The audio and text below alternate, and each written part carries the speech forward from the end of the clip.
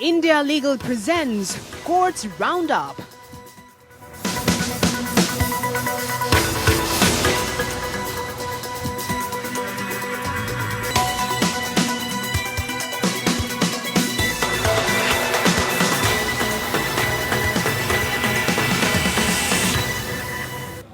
नमस्कार, मैं हूं आपके साथ पूजा कविया गोमा। कोर्ट्स राउंडअप में आप सभी का स्वागत है।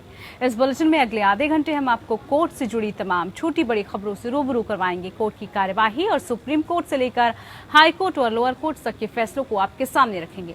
आगे बढ़ने से पहले डाल लेते एक नजर हेडलाइंस पर। नीट पीजी में खाली सीटों पर काउंसलिंग नहीं होगी। सुप्रीम कोर्ट ने कहा, चिकित्सा शिक्षा की गुणवत्ता से समझौता नहीं किया जा सकता। दोबारा काउंसलिंग की मांग वाली याचिका खारिज। गैंगस्टर लॉरेंस बिश्नोई को पटियाला हाउस कोर्ट से मिला बड़ा झटका। आर्म्स एक्ट के पुराने मामले में 4 दिन की पुलिस कस्टडी में भेजा गया। इससे पहले कोर्ट ने 5 दिन की पुलिस रिमांड बढ़ाई थी। राज्यसभा चुनाव वोटिंग मामले में बॉम्बे हाई कोर्ट ने नवाब मलिक को मतदान के लिए तत्काल राहत देने से किया इनकार। उपयुक्त बेंच से संपर्क करने को कहा। कोर्ट ने कहा, मलिक सीआरपीसी की धारा 439 के तहत जमानत याचिका डालें। ज्ञानव्यापी में मिली शिवलिंग नुमा आकृति की प्रकृति के अध्ययन के लिए आयोग बनाने की मांग वाली जनहित याचिका खारिज। लखनऊ बेंच ने अनुच्छेद 226 के अंतर्गत दायर जनहित याचिका।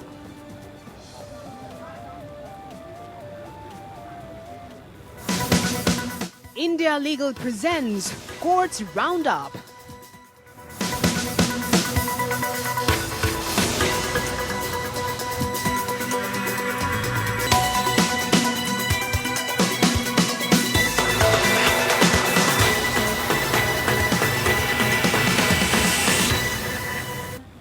नीट पीजी 2021 में काउंसलिंग के बाद खाली सीटों को भरने के लिए दायर याचिका पर सुप्रीम कोर्ट का फैसला आ गया है। सुप्रीम कोर्ट ने खाली सीटों की फिर से काउंसलिंग की मांग वाली याचिका को खारिज कर दिया। यानी कि अब नीट पीजी 2021 में ऑल इंडिया कोटे की खाली 1456 सीटों पर स्पेशल स्टे राउंड काउंसलिंग नहीं होगी।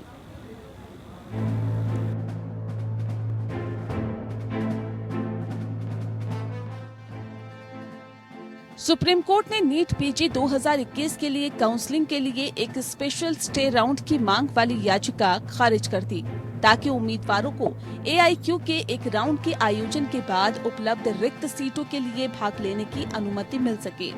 उच्चतम न्यायालय ने नीट पीजी 2021 में 1456 सीट को भरने के लिए विशेष काउंसलिंग कराने का अनुरोध करने वाली कई याचिकाएं शुक्रवार को खारिज कर दी।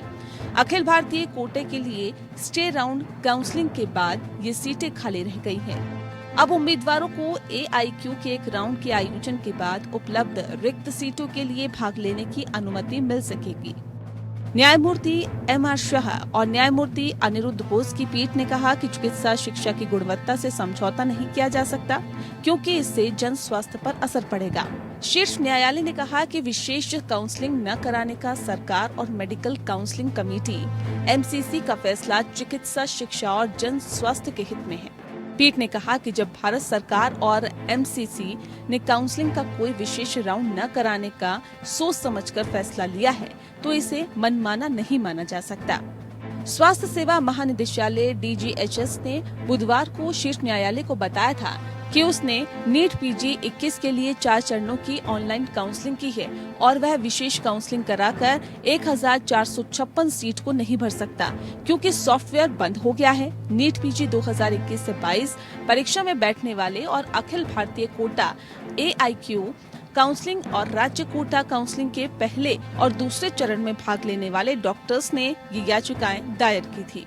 कोर्ट अखिल भारतीय कोटा के एक खाली राउंड के आयोजन के बाद उपलब्ध रिक्त सीट के लिए उम्मीदवारों को भाग लेने की अनुमति देने के लिए विशेष राउंड की काउंसलिंग की मांग करने वाली याचिका पर सुनवाई कर रहा था। याचिका को नीट पीजी 2021 में उपस्थित होने वाले डॉक्टरों ने दाखिल किया है, जिन्होंने ऑल इंडिया कोटा एआईक्यू काउंसलिंग और राज्य कोटा काउंसलिंग के राउंड 1 और 2 में भाग लिया, जिसके बाद ऑल इंडिया मॉप अप और स्टे मॉप अप राउंड हुए। शीर्ष अदालत ने गुरुवार को याचिका पर अपना आदेश सुरक्षित रख लिया था।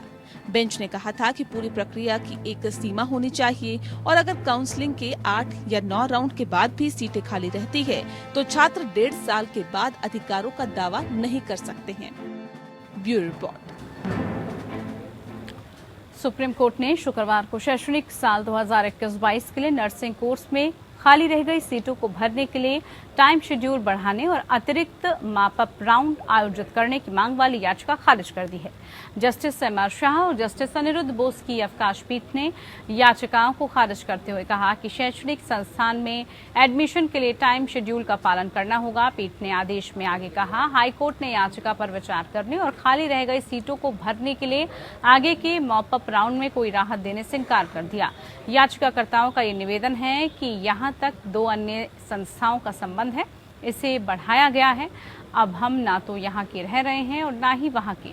कोई नकारात्मक भेदभाव नहीं हो सकता। अन्य सभी संस्थानों में संबंध में टाइम लिमिट का पालन किया गया है। यहाँ तक कि 15 मई की तारीख भी चली गई है। शैक्षणिक संस्थान में प्रवेश की प्रक्रिया अंतहीन नहीं हो सकती। समय सारणी से कोई भी विस्तार या विचलन शिक्षा को प्रभावित कर सकता है।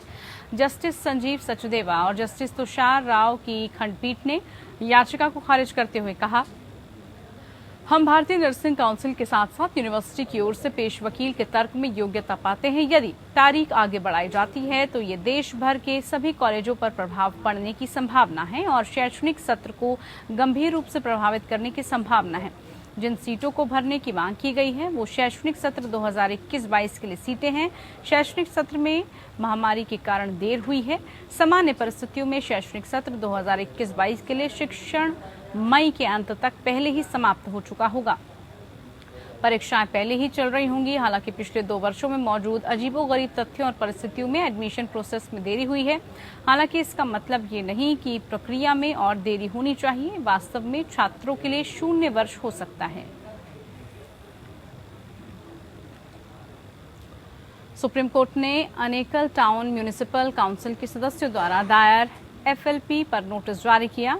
अनेकल टाउन नगर परिषद के सदस्यों को कर्नाटक राज्य चुनाव आयोग ने अयोग्य घोषित किया गया, जिसे कर्नाटक हाईकोर्ट ने बरकरार रखा था। Justice MR. शाह और अनिरुद्ध बोस की अवकाश पीठ ने SLP पर विचार करते हुए हाईकोर्ट के 30 मई और 18 अप्रैल के आदेश पर विचार करते हुए कहा, नोटिस जारी किया जाता है। यहाँ तक कि याचिकाकर्ताओं का संबंध है, ये 14 जून 2022 को वापस किया जा सकता है। इसके अलावा दस्ती की अनुमति है।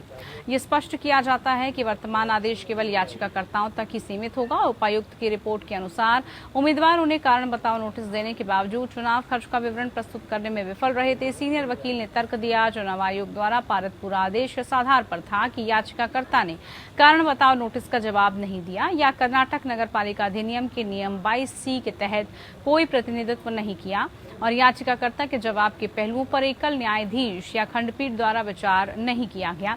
सदस्यों को इस आधार पर अयोग्य घोषित कर दिया गया कि वो 30 दिनों के भीतर निर्वाचन अधिकारी के पास चुनावी खर्च का सही लेखा जोखा प्रस्तुत करने में विफल रहे थे। अयोग्यता के आदेश को चुनौती देते हुए उन्होंने एक रिट के माध्यम से कर्नाटक हाईकोर्ट का दरवाजा खटखटाया था, जिसे हाईकोर्ट ने खारिज कर दिया था।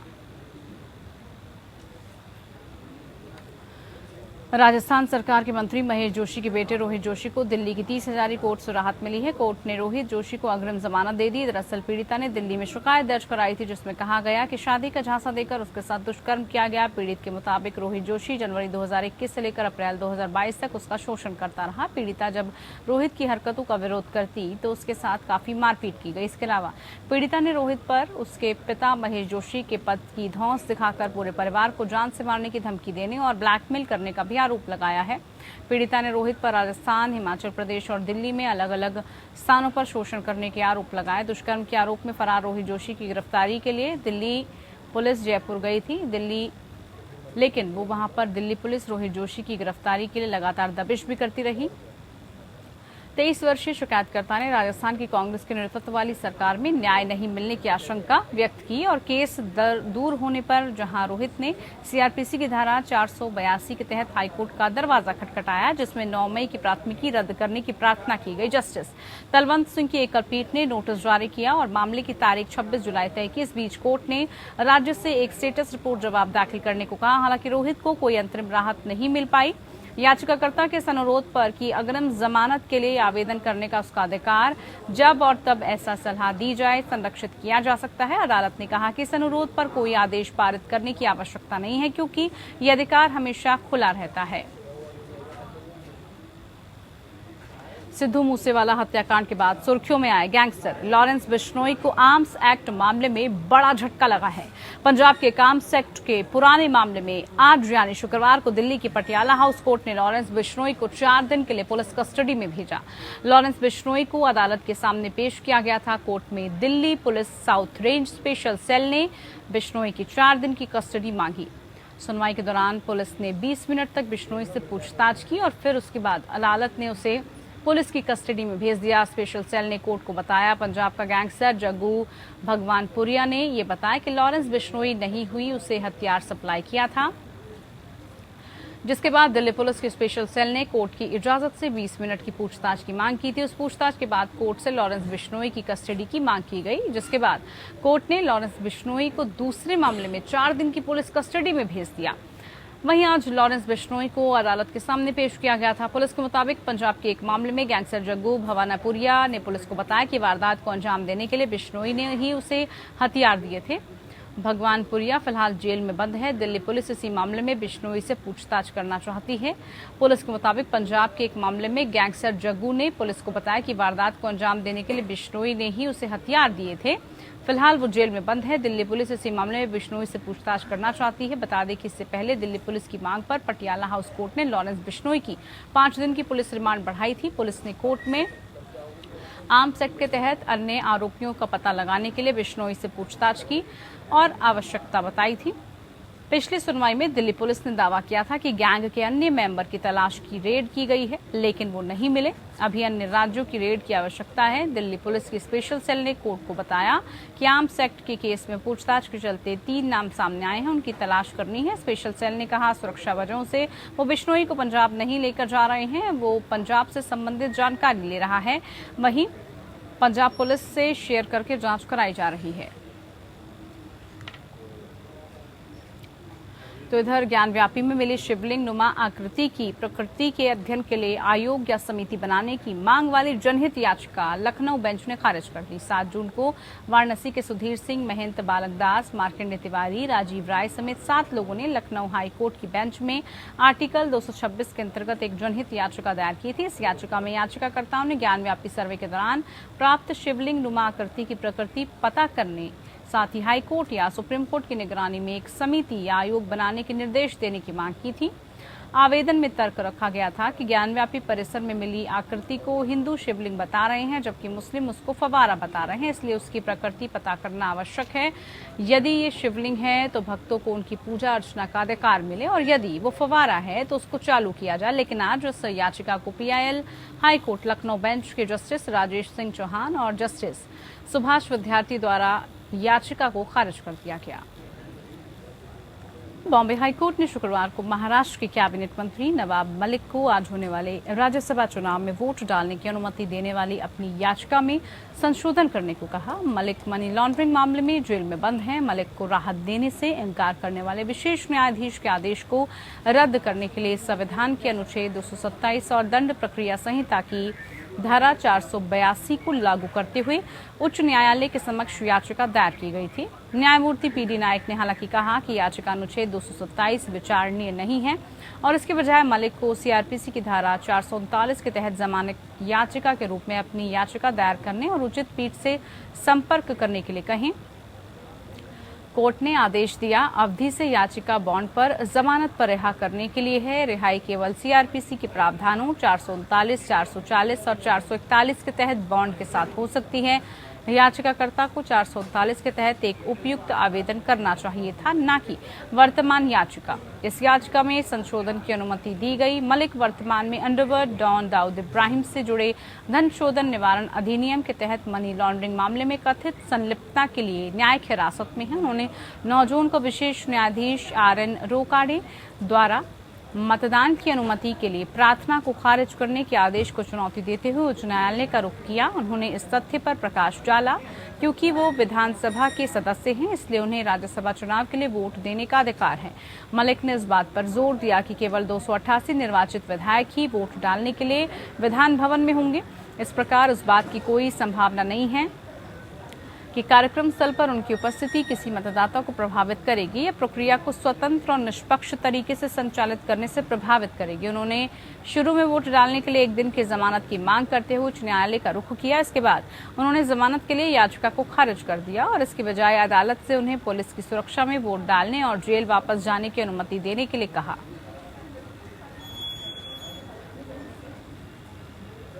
बॉम्बे हाईकोर्ट के जस्टिस एस शिंदे और जस्टिस एमएन जाधव की खंडपीठ ने गुरुवार को रात 8 बजे तक बैठक कर 190 से अधिक मामलों की सुनवाई की। ऐसा इसलिए क्योंकि दिन के मामलों की लिस्ट लंबी थी। पीठ ने अपने समक्ष सूचीबद्ध 206 मामलों में से 190 से अधिक मामलों की सुनवाई की। बॉम्बे हाईकोर्ट में न्यायाधीशों के लिए सामान्य काम का समय सुबह 10:30 बजे से शाम 4:30 बजे तक है। पीठ के सीनियर जज जस्टिस शिंदे उन नामों में से एक है जिनकी सिफारिश सुप्रीम कोर्ट की कॉलेजियम ने चीफ जस्टिस के रूप में पदोन्नति के लिए की थी। राजस्थान हाईकोर्ट के चीफ जस्टिस के रूप में 61 वर्षीय जज शिंदे के नाम की सिफारिश की गई है। हाईकोर्ट के न्यायाधीश के रूप में उनका 2 महीने से भी कम का कार्यकाल बचा है। जस्टिस शिंदे 17 मार्च 2008 से और जस्टिस जाधव 23 अगस्त 2019 से बॉम्बे हाईकोर्ट के जज हैं। जस्टिस शिंदे ने हाल ही के दिनों में रिपब्लिक टीवी की editor in chief Arnab Goswami के खिलाफ आत्महत्या के लिए उकसाने, भीमा कोरेगांव एल्गार परिषद मामला, महाराष्ट्र के पूर्व गृह मंत्री अनिल देशमुख और अभिनेत्री कंगना रनौत के खिलाफ मामले समेत अलग अलग हाई प्रोफाइल मामलों की अध्यक्षता की। उस दिन के लिए बोर्ड को पूरा करने के लिए बहुत देर तक बैठे रहने वाले न्यायाधीश या कम से कम अधिक से अधिक मामलों की सुनवाई करना बॉम्बे हाईकोर्ट के लिए इतना असामान्य नहीं है। कुछ साल पहले जस्टिस एस.जे. कथावला उस समय सुर्खियों में आए थे जब वो हाईकोर्ट की गर्मी की छुट्टियां शुरू होने से पहले आखिरी मामलों की लिस्ट को पूरा सुनने के लिए सुबह 3:30 बजे तक बैठे रहे थे। उन्होंने उस बैठक के दौरान 122 मामलों को सुना, जो उस समय शाम 5 बजे की नियमित बैठक से बहुत आगे निकल गए। वहीं हाल ही में बॉम्बे हाईकोर्ट से सेवानिवृत्त हुए हैं।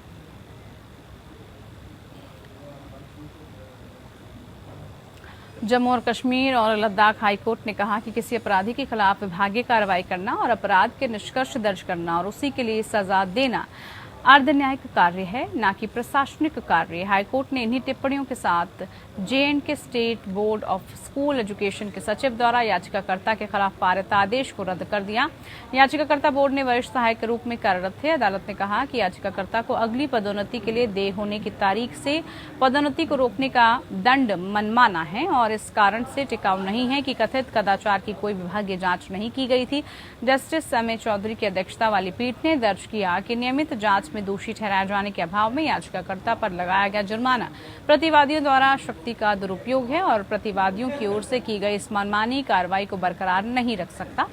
अदालत ने कहा कि केवल प्रारंभिक जांच की गई थी और प्रारंभिक जांच करने के पीछे उद्देश्य केवल प्रथम दृष्टया ये देखना है कि क्या किसी कर्मचारी के खिलाफ लगाए गए आरोपों में कुछ सार हो सकता है जिसकी नियमित जांच हो सकती है। अदालत ने आगे कहा कि प्रतिवादियों ने याचिकाकर्ता के खिलाफ आरोपों की जांच के लिए अनुशासनात्मक जांच किए बिना प्रारंभिक रिपोर्ट पर कार्रवाई करके सेवा कानून न्याय शास्त्र को पूरी तरह से दरकिनार कर दिया। याचिका को स्वीकार करते हुए पीठ ने दर्ज किया कि याचिकाकर्ता के बारे में कहा गया है कि सेवानिवृत्त हो गया है और वो स्तर पर उसके खिलाफ कोई जांच करने का सवाल नहीं है, इसलिए बोर्ड द्वारा जारी आदेश को अनुशासनात्मक जांच किए बिना मनमाने तरीके से पारित किया गया है।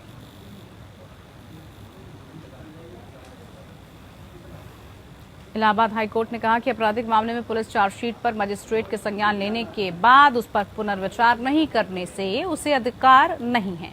कोर्ट ने अभियुक्त की एक धारा को अपराध न बनने के आधार पर आदेश वापस लेने से इंकार करने के मजिस्ट्रेट के आदेश को सही करार दिया। कोर्ट ने कहा कि न्यायिक पुनर्विलोकन की कोर्ट की शक्ति सीमित है, जिसका इस्तेमाल अपराध का संज्ञान लेने के आदेश पर पुनर्विचार करने में नहीं किया जा सकता। कोर्ट ने सीजीएम सहारनपुर और सत्र अदालत के आदेश के खिलाफ दाखिल याचिका खारिज कर दी। यह आदेश न्यायमूर्ति राजवीर सिंह ने जगवीर की याचिका पर दिया है। न्यायालय ने अनुच्छेद 227 के दायरे में सुप्रीम कोर्ट के कई ऐतिहासिक फैसलों का उल्लेख किया और उसके बाद कहा संविधान के अनुच्छेद 227 के तहत शक्ति का प्रयोग कम से कम और केवल उपयुक्त मामलों में अधीनस्थ न्यायालयों को उनके अधिकार की सीमा के भीतर रखने के लिए किया जाना है। ये शक्ति अपीलीय प्राधिकारी की शक्ति की प्रकृति में नहीं है, जो सबूतों की पुनर्सराहना को सक्षम बनाती है। इसे केवल साक्ष्य की कमी के आधार पर सक्षम वैधानिक प्राधिकारी द्वारा प्राप्त निष्कर्ष को नहीं बदलना चाहिए। दर्ज एफआईआर की विवेचना कर पुलिस ने अपराध की अलग अलग धाराओं में चार्जशीट दाखिल की, जिस पर मजिस्ट्रेट ने संज्ञान लेते हुए समन जारी किया। याची अभियुक्त ने अर्जी दी कि धारा 308 का अपराध नहीं बनता, इसलिए इस धारा में लिया गया संज्ञान वापस लिया जाए। मजिस्ट्रेट ने अर्जी ये कहते हुए खारिज कर दी कि पुनर्विचार का उसे अधिकार नहीं है। उसके खिलाफ सत्र अदालत ने भी अर्जी खारिज कर दी, जिस पर हाईकोर्ट में याचिका दायर की गई थी। चलिए इसी के साथ कोर्ट्स राउंडअप में इतना ही। नमस्कार। India Legal presents Courts Roundup.